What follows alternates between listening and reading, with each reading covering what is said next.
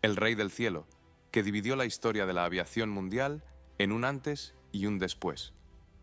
Un saludo a todos los amantes de la tecnología histórica. Hoy quitaremos la capa brillante de la leyenda. ¿Creen que lo saben todo sobre el Messerschmitt Bf-109? Pero ¿alguna vez se han preguntado por qué este triunfo de la ingeniería fue considerado inicialmente un defecto peligroso y cómo sus fallos de diseño lesionaron a los pilotos alemanes en el despegue más a menudo que los ases enemigos?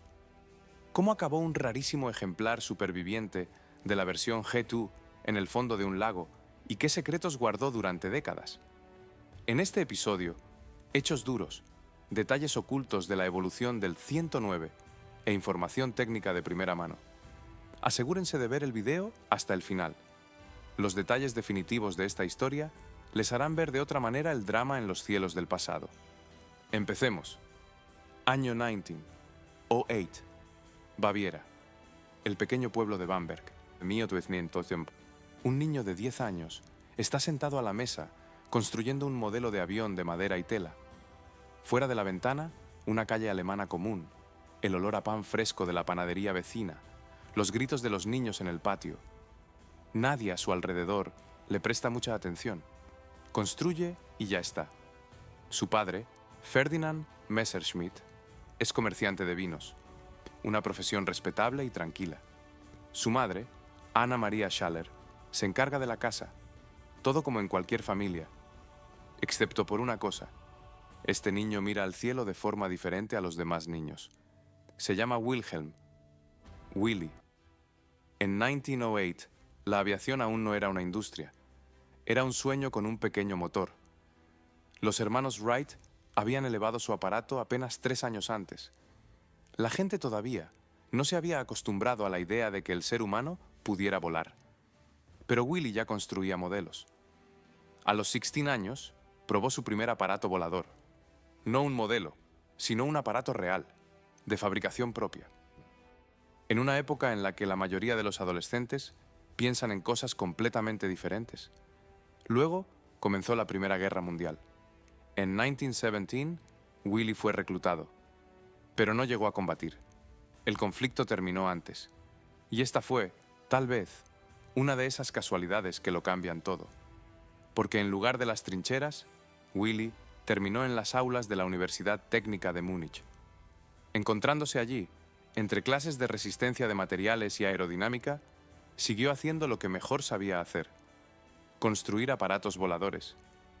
En 1921, a la edad de 23 años, construyó un planeador que recibió la designación S-8. Este planeador estableció un récord de duración de vuelo, no en una categoría estrecha, sino simplemente un récord absoluto. El joven ingeniero de Baviera superó a todos. En 1923, Willy se licenció y regresó a su Bamberg natal. Allí hizo lo que hacen las personas que saben exactamente lo que quieren. Fundó su propia empresa de construcción aeronáutica, Messerschmitt Flugzeugbau. En español, Messerschmitt, constructor de aviones. Sin palabras de más, comenzó a diseñar el avión de transporte ligero M-18, una máquina para el piloto y 3 pasajeros, pequeña, cuidada, funcional. Fue entonces cuando apareció en su trabajo un rasgo que más tarde se convertiría en el sello de todos sus diseños. Nunca añadía nada superfluo. Cada gramo de peso, cada centímetro innecesario de superficie era el enemigo. Ligereza, velocidad, precisión. Y entonces llegó el año 1925. Willy decidió ponerse él mismo a los mandos. Era ingeniero, diseñador, un hombre que entendía el avión desde dentro mejor que la mayoría de los pilotos. Era lógico intentar volar él mismo. El aterrizaje no salió bien. Terminó en el hospital. La historia conserva pocos detalles de este incidente. Solo se sabe que el aterrizaje fue fallido y las consecuencias, graves. Para otra persona, esto podría haber sido el final, una señal del destino. Esto no es para ti. Para Messerschmitt fue una lección. Nunca más volvió a ponerse al mando de un avión. No porque tuviera miedo, sino porque comprendió el límite. Su lugar no estaba en la cabina. Su lugar estaba en la mesa de dibujo. El 30 de julio de 1926, el gobierno de Baviera, con el apoyo de banqueros, fundó la empresa Bayerische Flugzeugwerke, fábricas de aviones de Baviera. Messerschmitt se fusionó con esta compañía. De ahí provienen las letras BF en la designación de todos sus futuros aviones, la abreviatura de Bayerische Flugzeugwerke. No del apellido Messerschmitt, como muchos piensan, del nombre de la compañía. Willy permaneció como diseñador jefe y comenzó a trabajar. Por delante quedaban 8 años de trabajo relativamente tranquilo. Aviones de transporte, aparatos pequeños, experiencia, planos. Y luego, en 1934, llegó una solicitud que lo cambió todo.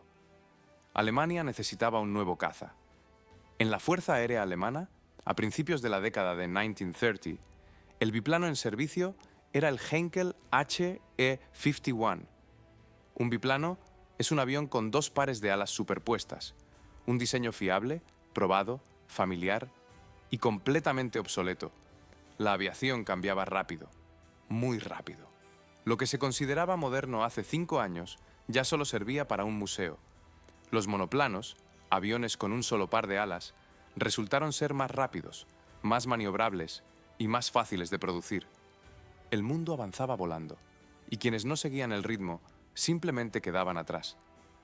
En 1934 se convocó un concurso para el desarrollo de un nuevo caza.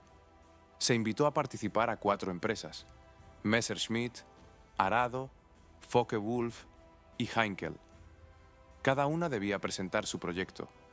El ganador obtendría el contrato de producción en serie. Messerschmitt se puso a trabajar junto a un equipo de ingenieros.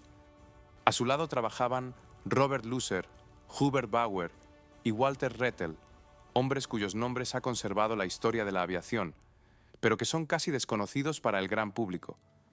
Fueron ellos, junto con Willy, quienes crearon lo que todo el mundo llamaría más tarde, simplemente, el 109.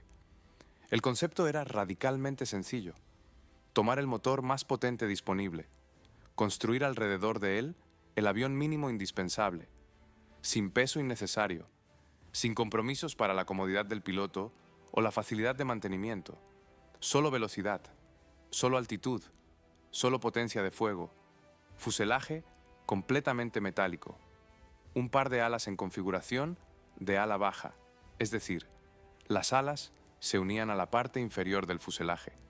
Cabina cerrada, en aquella época esto aún no era un estándar. Tren de aterrizaje retráctil. Las ruedas se ocultan en el fuselaje durante el vuelo, reduciendo la resistencia del aire. Flaps ranurados y slats automáticos en las alas, dispositivos que mejoraban el manejo a bajas velocidades durante el despegue y el aterrizaje. Hubo una decisión de diseño que más tarde costaría miles de accidentes. Para aligerar las alas al máximo, Messerschmitt colocó los puntos de fijación de los montantes del tren de aterrizaje directamente en el fuselaje, en la parte central del avión, y no en las alas.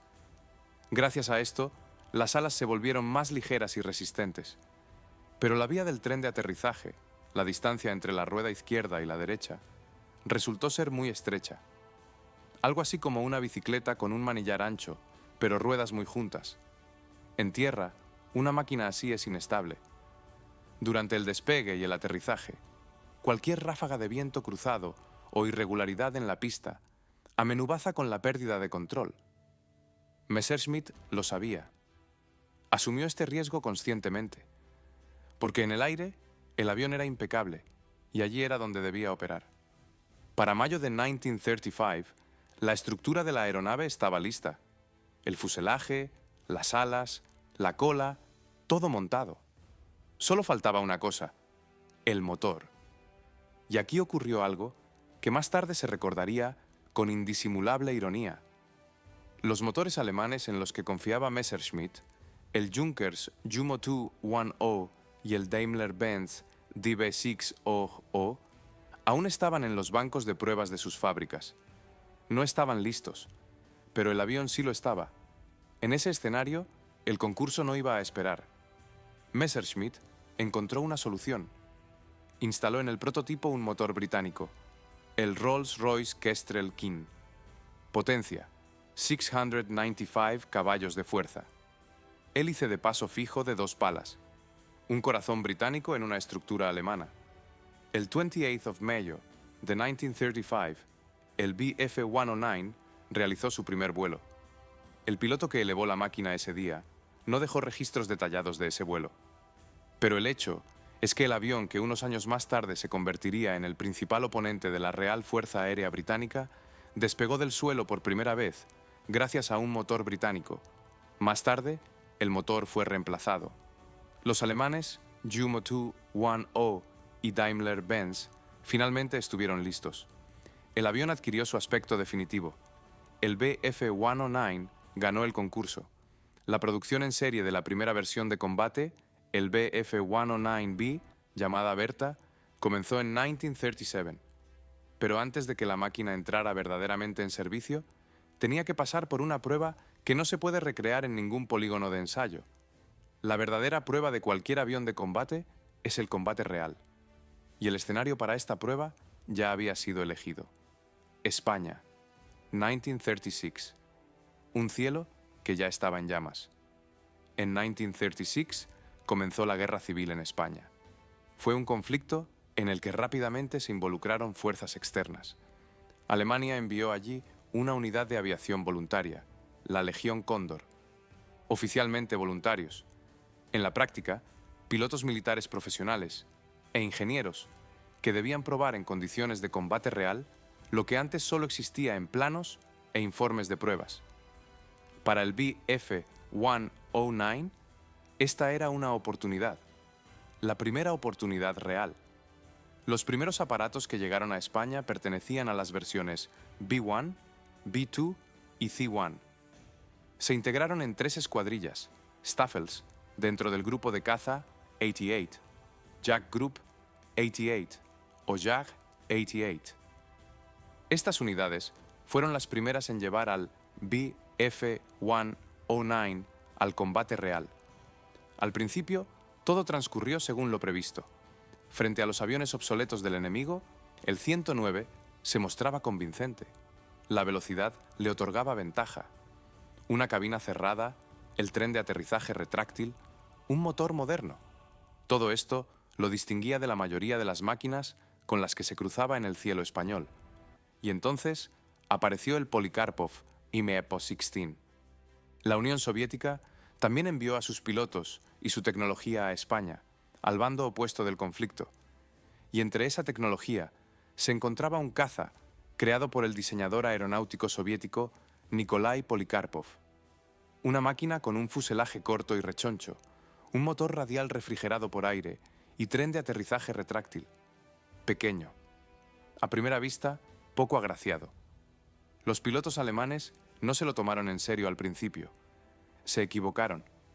El A-16 era tan maniobrable que, en combates cerrados a bajas altitudes, el BF-109 de las primeras versiones quedaba en desventaja. La máquina soviética literalmente daba vueltas a su alrededor. Las velocidades de giro eran incomparables. En una situación donde 2 aviones se acercan y comienzan a trazar virajes, quien sea más maniobrable dicta las reglas. Los pilotos alemanes idearon rápidamente un antídoto: no involucrarse en combates de virajes cerrados, aprovechar la ventaja de velocidad y altura, atacar con rapidez y subir o alejarse de inmediato, sin permitir que el enemigo los arrastrara a un carrusel de giros. Esta táctica recibió el nombre informal de ataca y huye, hit and run. Pero lo más importante no fue la táctica. Lo más importante fueron las conclusiones que los ingenieros extrajeron de los combates en España. El armamento de las primeras versiones del BF-109, ametralladoras de calibre 7.92 milímetros, resultó insuficiente. Acertar a un avión maniobrable a gran velocidad es difícil. El tiempo para apuntar es escaso. Por lo tanto, cada impacto debía infligir el máximo daño posible. Se necesitaban cañones, un calibre mayor, más fuerza destructiva con menos impactos. Esta observación influyó directamente en el diseño de las siguientes versiones. España también dio otra lección, sobre la fiabilidad del motor. En condiciones de combate, durante maniobras bruscas y aceleraciones, el motor se comportaba de manera diferente a como lo hacía en las tranquilas pruebas. Los motores de carburador se ahogaban ante fuerzas G negativas, cuando el avión bajaba la nariz bruscamente. El combustible dejaba de fluir normalmente, y el motor perdía potencia durante unos segundos. Este mismo problema jugaría más tarde un papel crucial en los combates sobre Gran Bretaña, pero de esto hablaremos más adelante. 15.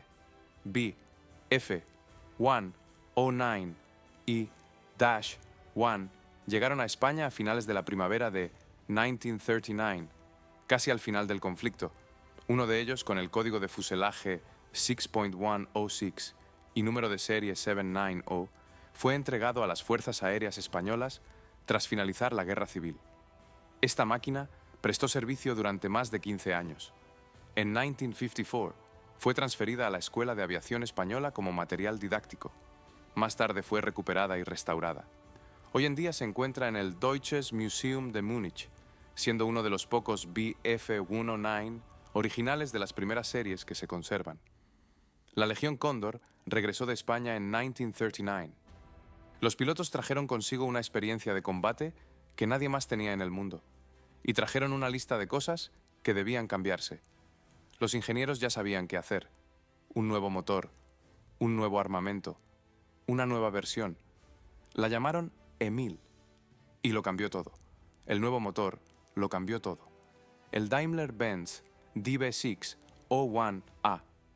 Potencia: 1100 caballos de fuerza. Como comparación, el Junkers Jumo 210 anterior, instalado en las versiones tempranas, desarrollaba unos 700 caballos de fuerza, una diferencia de casi una vez y media. Era como pasar de un coche de gama media a una máquina completamente diferente. Pero no se trataba solo de la potencia. El Daimler-Benz DB6 O1A disponía de un sistema de inyección directa de combustible en los cilindros del motor. En la práctica, esto significaba una ventaja crucial en combate. En una transición brusca al picado, cuando el avión se dirige de cabeza hacia abajo y el piloto experimenta fuerzas G negativas, el motor seguía funcionando con normalidad. Los motores de carburador se ahogaban en ese momento porque el combustible dejaba de entrar correctamente. Un motor de inyección, no. Este matiz técnico, en un combate aéreo real, costaba vidas. La velocidad máxima del Emil aumentó a 548 km por hora. A una altitud de 3,749 metros, la máquina aceleraba a 570 km por hora. La velocidad de ascenso era de 15.8 meters per second. Esto significa que en un minuto el avión ganaba casi 1 kilómetro de altura. El techo de servicio era de 10.973 meters, casi 11 kilómetros sobre la tierra. El armamento de la primera versión, el Bf-109E-1, constaba de 2 ametralladoras MG-17 de calibre 7.92 milímetros sobre el motor, con 1000 cartuchos para cada cañón, y 2 cañones MG-FF de 20 milímetros en las alas, con 60 proyectiles por cañón. La potencia total de fuego de ráfaga era impresionante. En un minuto de fuego continuo, el avión arrojaba una cantidad de metal equivalente al peso de un hombre adulto multiplicado por 1,5. A partir de la versión E7, se instaló blindaje de protección en el avión. Detrás del depósito de combustible apareció una placa de acero de 6 milímetros de espesor que cubría toda la sección transversal del fuselaje. El parabrisas de la cabina del piloto recibió un cristal blindado de 58 milímetros de espesor. Este cristal resistía el impacto de ráfagas de ametralladora desde la mayoría de las distancias de combate. El 1 de septiembre de 1939, la aviación alemana entró en el cielo polaco.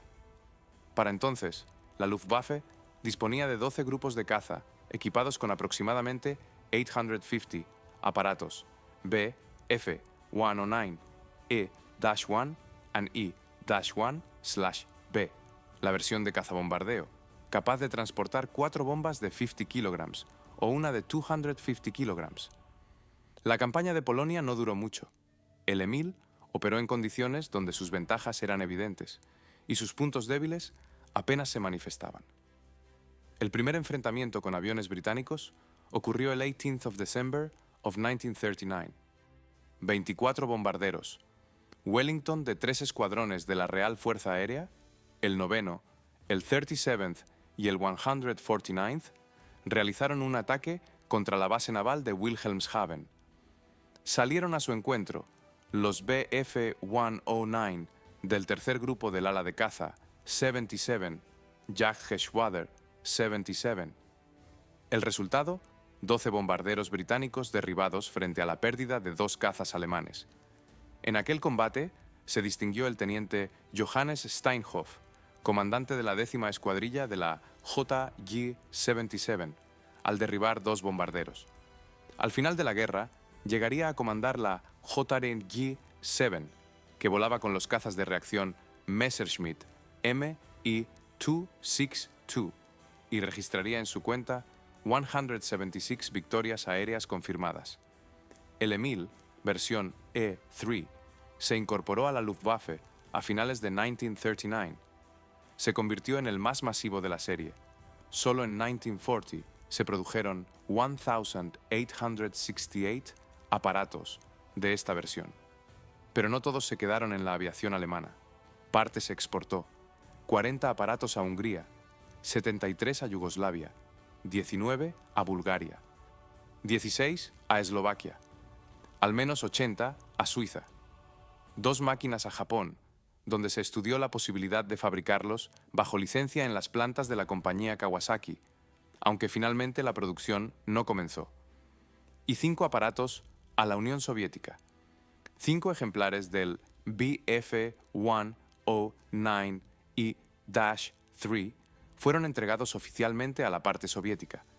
Los ingenieros soviéticos tuvieron la oportunidad de estudiar la máquina al detalle, desmontarla, medirla, entender cómo estaba construida. Estos de aviones se convirtieron en el manual con el que la industria aeronáutica soviética estudió a su futuro oponente. Es difícil decir cuánto ayudaron estos conocimientos al final, pero el hecho en sí es llamativo. En 1939 to 1940, la URSS y Alemania comerciaban oficialmente, incluso con aviones de combate, y un año y poco después, estas mismas máquinas se encontrarían en el cielo en una situación completamente diferente. El Emil estaba en su apogeo, pero tenía un punto débil, y los británicos sabían exactamente dónde estaba. Verano de 1940. La aviación alemana se preparaba para una operación sin precedentes en la historia. Por primera vez, se debía conquistar la supremacía aérea sobre todo un país separado del continente por el mar. Inglaterra, el Canal de la Mancha, y el cielo sobre él, que debía hacerse propio. El Emil era el mejor caza con el que contaba la aviación alemana en ese momento. Rápido, bien armado, con un motor fiable. Sobre el papel, el instrumento ideal para esta tarea. Pero tenía un problema, uno fundamental: el depósito de combustible. La capacidad total de combustible del Emil proporcionaba un alcance de vuelo de unos 660 kilómetros. Suena bien, pero eso era en un régimen de crucero, tranquilo, sin combates, sin maniobras bruscas y sin forzar el motor. En una misión de combate real, el panorama era completamente diferente. El trayecto desde los aeródromos en Francia hasta la costa británica llevaba tiempo. Luego había que llegar al objetivo en el interior de la isla. Y después, regresar. Solo con este cálculo básico, el combustible se desvanecía rápidamente. Al final, sobre Inglaterra, al piloto del Emil le quedaban unos 20 minutos de combustible para el combate real. 20 minutos, no una hora, no media hora, 20 minutos. Y había que dar la vuelta y regresar a la base. De lo contrario, no se llegaba a Francia. Los pilotos británicos lo sabían. Estudiaron los aviones capturados, calcularon la autonomía, entendieron la táctica y utilizaron ese conocimiento. Cuando los pilotos alemanes veían que los cazas británicos evitaban el combate inmediato, ganaban altura y ganaban tiempo. No siempre era cobardía o indecisión, era una táctica. Cada minuto perdido corría en contra del Emil. El reloj corría, el combustible disminuía. Al otro lado del canal se encontraba el Supermarine Spitfire, el caza británico que se convirtió en el principal oponente del Emil en el cielo sobre Inglaterra. Comparar estas dos máquinas puede llevar mucho tiempo. En velocidad máxima eran bastante similares. En armamento, también equiparables. Pero entre ellas había una diferencia técnica fundamental que en ciertas situaciones decidía el resultado del combate. El motor del Spitfire, el Rolls-Royce Merlin, funcionaba con carburador. Esto implicaba el mismo problema ante fuerzas G negativas mencionado anteriormente. En un picado brusco, el motor se ahogaba durante unos segundos. El motor del Emil, el Daimler-Benz DB6 o 1A con inyección directa, no tenía este defecto. En la práctica, funcionaba de la siguiente manera. Un piloto alemán, al evadir el ataque de un Spitfire, podía lanzar bruscamente su avión hacia abajo y su motor seguía funcionando a plena potencia. Un piloto británico, al intentar repetir esta maniobra, perdía el empuje durante un segundo. Un segundo en un combate aéreo es muchísimo tiempo. Los ingenieros británicos encontraron rápidamente una solución temporal. La ingeniera Betty Carberry propuso una modificación sencilla del carburador que resolvía parcialmente el problema. Pero eso llevó tiempo. Y mientras tanto, la asimetría en esa maniobra concreta existió. Sin embargo, el Emil no ganó el cielo sobre Gran Bretaña. Y hubo varias razones. 20 minutos de combate es poco. Sobre los distritos de Londres, los pilotos alemanes a veces disponían de menos tiempo aún. Algunos regresaban con el combustible justo para el aterrizaje. Otros no regresaban, no porque los derribaran, sino porque el combustible se les agotaba sobre el mar. También había otro problema. Los cazas alemanes se utilizaban, entre otras cosas, para escoltar a los bombarderos, y los bombarderos volaban más despacio. Esto significaba que el caza debía mantenerse cerca, reducir la velocidad, esperar. Esto resultaba desesperadamente derrochador desde el punto de vista del combustible y tácticamente desventajoso. Un caza a baja velocidad junto a un bombardero perdía sus principales ventajas. Los comandantes de las alas de caza escribían informes. Pedían más libertad de acción. Pedían que no se les atara a los bombarderos. Algunos de estos informes se conservan. En ellos se percibe la creciente irritación de profesionales a los que se obligaba a hacer su trabajo de forma incorrecta. La batalla de Inglaterra terminó sin un vencedor claro en el aire.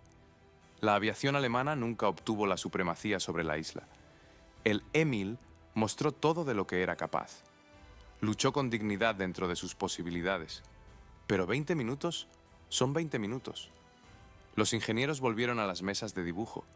El cielo sobre Gran Bretaña mostró el límite del Emil. Hacía falta un sucesor, y ya estaba listo.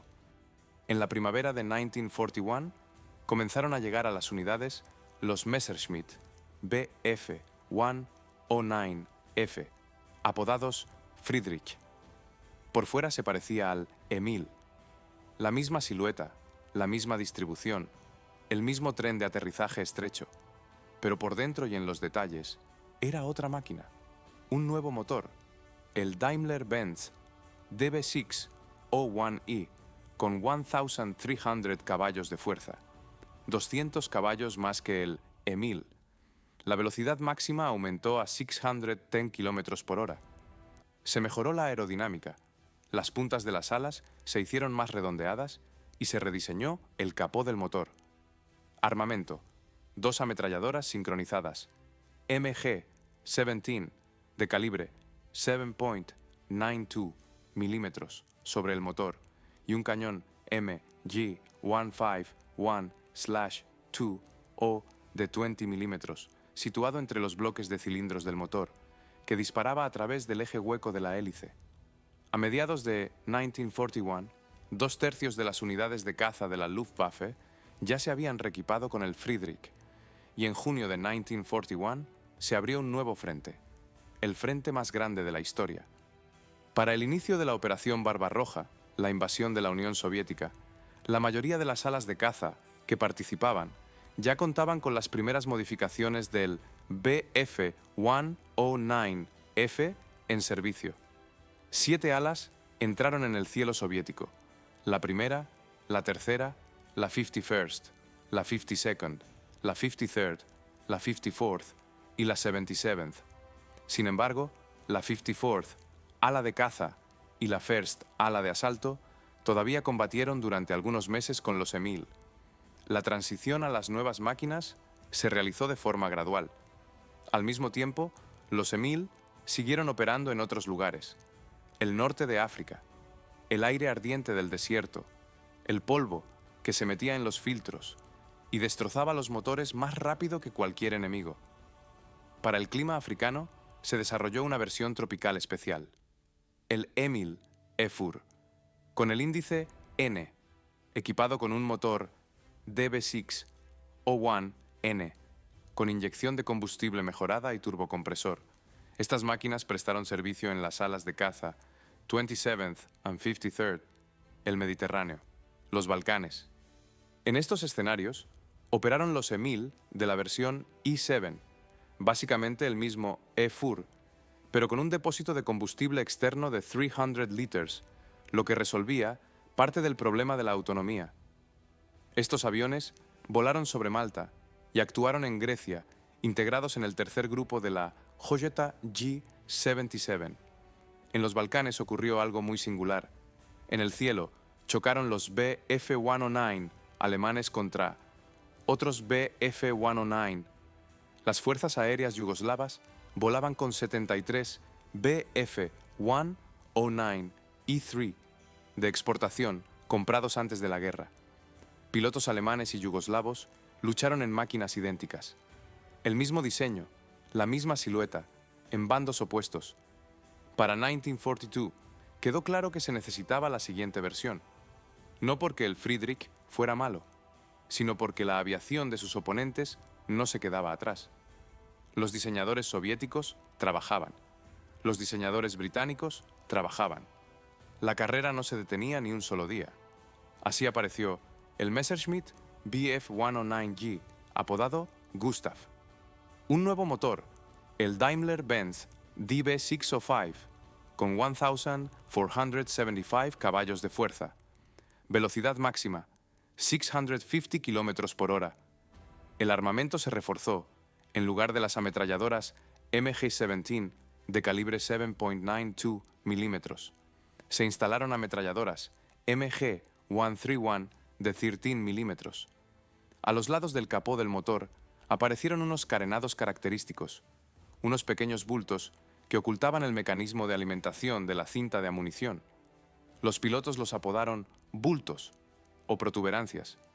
Por estos salientes, el Gustav era fácilmente reconocible desde lejos. El Gustav comenzó a llegar a las unidades en mayo de 1942. Se convirtió en la versión más masiva del Bf-109 en todo su periodo de producción. A principios de 1944, apareció una nueva arma en el Gustav, el cañón central Mk-108 de calibre 30 milímetros. El proyectil de este cañón pesaba 330 gramos. Un solo impacto de este proyectil bastaba para destruir un caza. Para destruir un bombardero pesado, se necesitaban de 4 to 5 impactos. Y aquí hay un detalle importante que muchos pasan por alto. El Gustav debía ser el último Bf-109. Incluso antes de comenzar su producción en serie, existía el proyecto de un avión sucesor, el Messerschmitt Bf-209. No hay que confundirlo con el avión experimental de Rekord, que llevó la misma designación anteriormente. Aquel fue creado exclusivamente para establecer marcas de velocidad y no tenía relación con el caza de serie. El nuevo Bf-209 se proyectaba como una máquina de combate de nueva generación por derecho propio, pero nunca llegó a fabricarse en serie. La razón fue sencilla y amarga a la vez. Las cosas en los frentes se complicaban cada vez más para Alemania. La industria trabajaba bajo una presión continua. Adaptar las líneas de producción para un avión nuevo significaba reducir temporalmente la entrega total de cazas. En esa situación, el frente no podía esperar. La decisión se tomó en las altas esferas: continuar produciendo el Gustav, perfeccionarlo y añadir nuevas variantes. No cambiar lo que ya funcionaba. La última versión de serie fue el Messerschmitt Bf-109K, apodado Kurfürst. Las entregas a las unidades de combate comenzaron en septiembre de 1944. Motor Daimler-Benz 605 ASDM o DCM de 2,000 caballos de fuerza. Velocidad máxima, 695 km por hora. En algunas variantes se instalaban 3 cañones simultáneamente. La combinación más común era la de un cañón MK-108 o MK-103 de calibre 30 mm y 2 ametralladoras MG-151 de calibre 15 mm.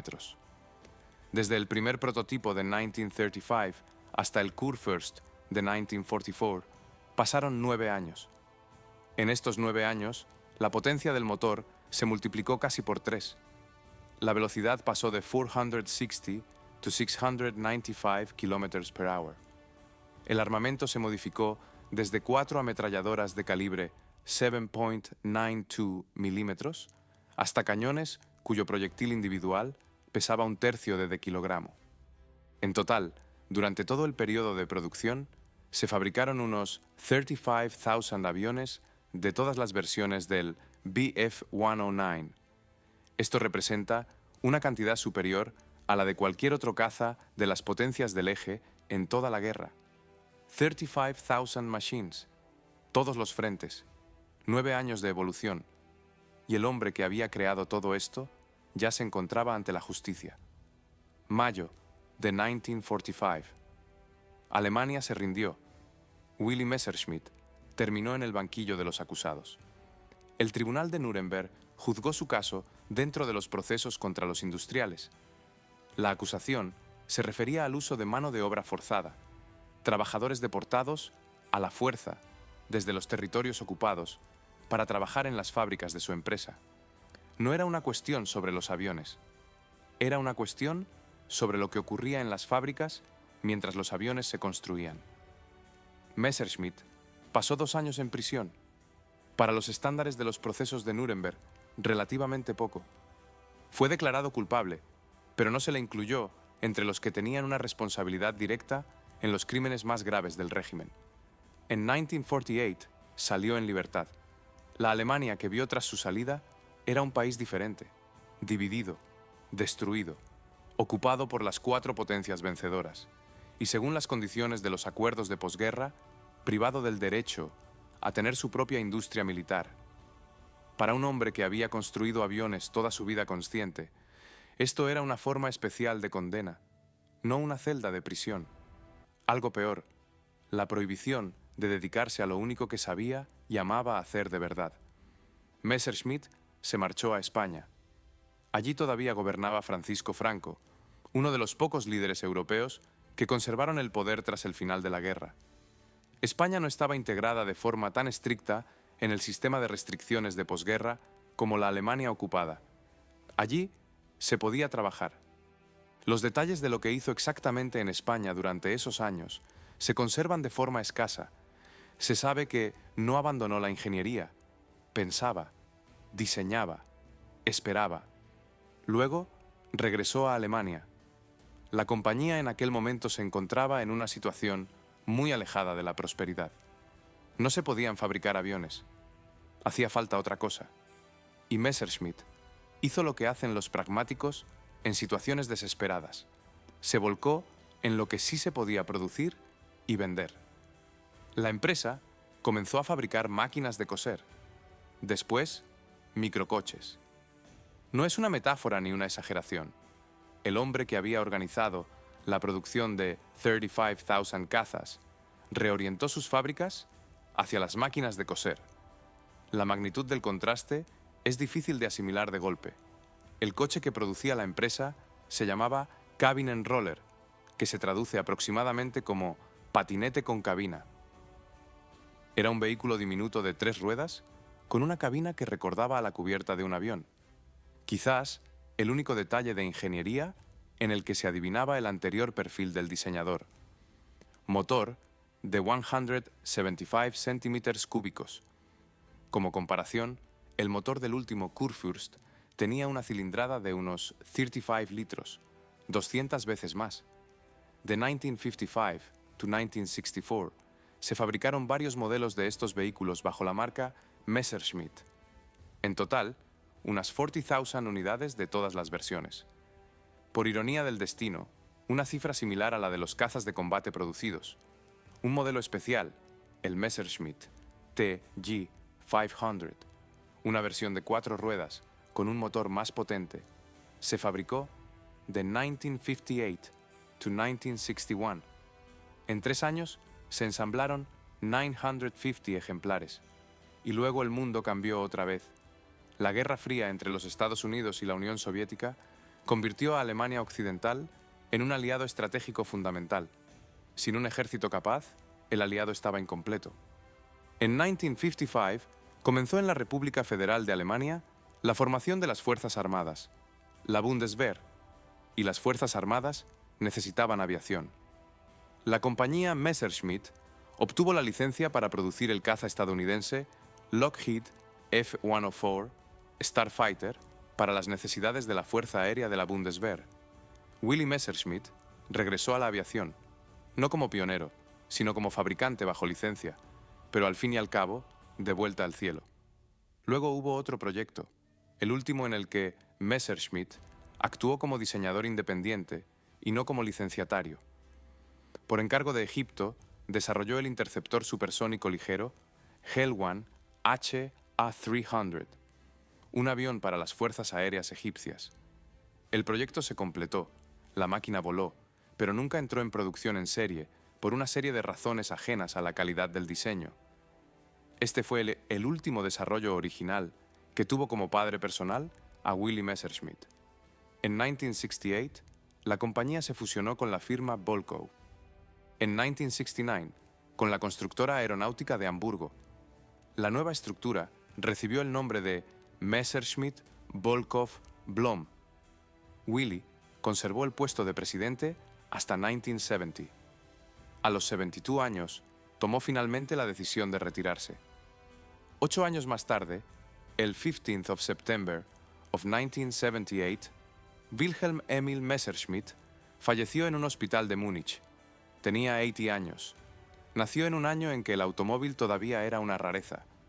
Se marchó en un año en que los aviones de reacción ya cruzaban el océano en unas pocas horas. Entre esos dos puntos, transcurrió una vida que resulta difícil de encajar en una sola descripción. Sus máquinas se quedaron, algunas en museos, otras bajo tierra y una en el fondo. El Museo de Tecnología Vadim Zadorozhny se encuentra en las afueras de Moscú, en la localidad de Arjángelskoye. Si alguna vez han estado allí, conocen esa sensación. Al entrar al hangar, parece que el tiempo se detiene. La tecnología no está detrás de un cristal ni en vitrinas estrictas. Está colocada como si acabara de regresar de alguna parte, como si todavía estuviera viva. Entre las piezas de la colección hay una que destaca incluso sobre todo el conjunto, el Messerschmitt BF-109G-2. No es una maqueta, no es una copia, es un aparato original y tiene una historia muy particular. Este avión fue recuperado del fondo, literalmente, del agua. Permaneció allí durante décadas, hasta que fue localizado, extraído y comenzó su proceso de restauración para devolverlo a la vida. El BF-109G-2 es una de las primeras versiones del Gustav, precisamente la versión que apareció en 1942, cuando el Gustav apenas empezaba a incorporarse a las unidades. Motor Daimler Benz DB605 de 1,475 caballos de fuerza. Velocidad máxima de 650 km por hora. Armamento: 2 ametralladoras MG-131 de 13 mm sobre el motor y un cañón MG-151/2 o de 20 mm situado entre los bloques de cilindros del motor. Una máquina que combatió en el frente oriental. Cuando se recupera un avión del fondo tras décadas bajo el agua, no se trata de un simple proceso técnico. Es un trabajo que exige una paciencia difícil de describir. El metal, que ha pasado tantos años en el agua, se comporta de forma impredecible. La corrosión hace su trabajo de manera lenta, pero implacable. Algunas partes se conservan mejor de lo esperado. Otras se desmoronan al primer contacto. Los restauradores trabajan como arqueólogos. Cada elemento debe fijarse, registrarse y comprenderse. Saber si se trata de una pieza original o si es necesario reconstruirla.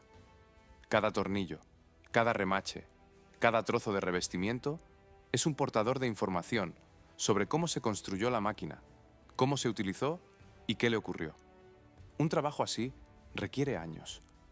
El resultado se encuentra expuesto en Arjángelskoye, y al estar junto a este avión, se comprenden varias cosas a la vez. Primero, lo pequeño que es. El Bf-109 siempre parece más grande en las fotografías y en el cine. En la realidad, es una máquina compacta y densa. Longitud, poco menos de 9 metros. Envergadura, unos 10 metros. Aproximadamente la longitud de una clase de escuela si se midiera de un extremo a otro. Segundo, lo estrecho que es el tren de aterrizaje. Aquella decisión de diseño de Messerschmitt de la que hablamos al principio.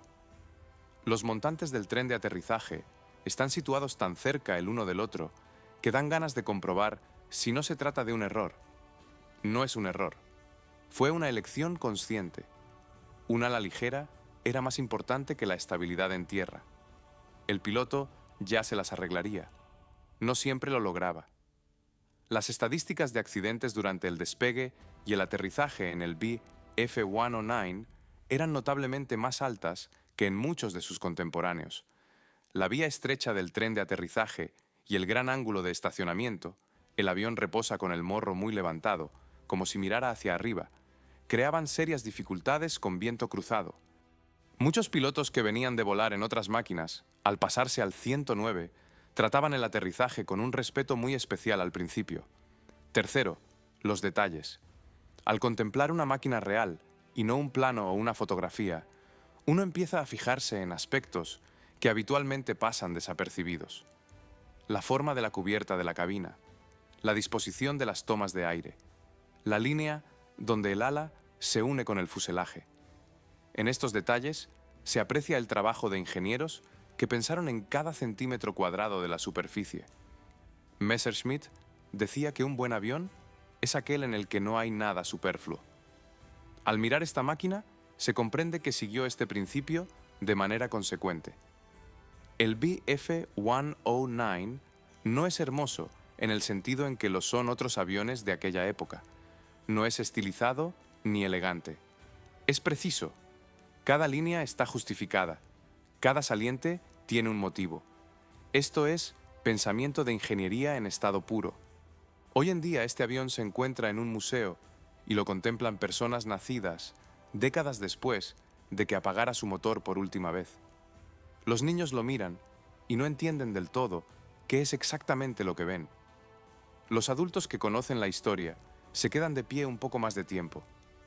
Este ejemplar concreto permaneció en el fondo del agua más tiempo del que duró toda la historia de su servicio activo. El agua lo conservó y al mismo tiempo lo deterioró. Los restauradores detuvieron ese deterioro y devolvieron el avión a la vida, no para que vuelva a volar, sino para que se pueda ver y comprender.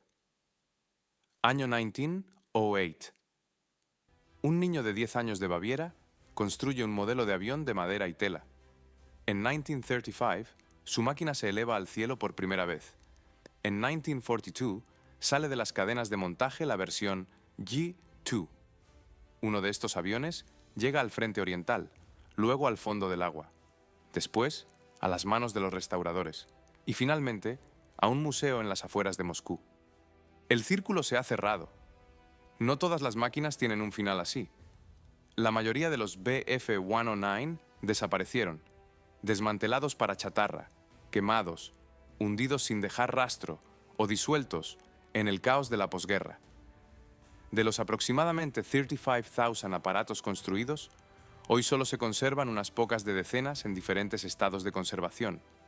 Este es uno de ellos, y se encuentra en Arjángelskoye, silencioso, inmóvil, con su tren de aterrizaje estrecho y el morro levantado, como si todavía estuviera mirando al cielo. Muchas gracias por vernos, y hasta la próxima.